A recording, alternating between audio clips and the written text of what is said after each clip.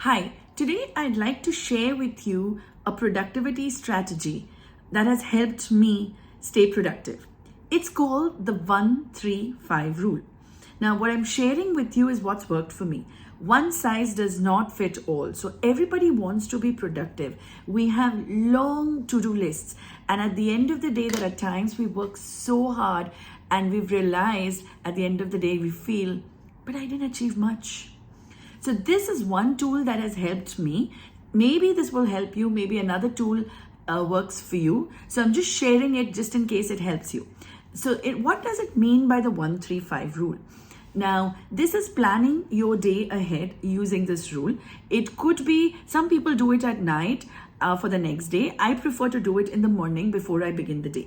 So this is basically having one big thing, 3 medium things, and 5 small things that I can finish in a day.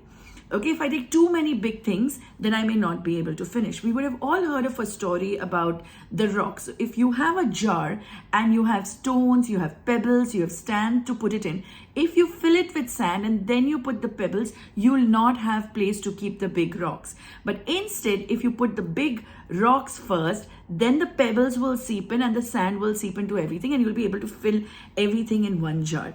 So using a similar concept, it is one big thing. Now you can put this by time. So one thing, it could be one thing that's of highest priority for you. If we do this, it will move the needle forward.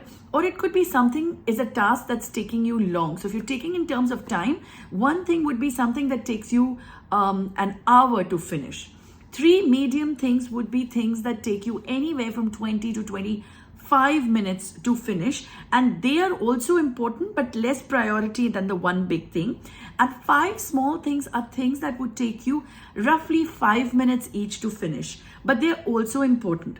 So now when you do your to-do list, you may have a long to-do list, but when you're selecting what you want to do, you will select one big thing, 3 medium things, and 5 small things. And how does it work for you? For some people, you may want to do the 5 first so that you get into the rhythm. But most importantly, if you slaughter time to finish your one.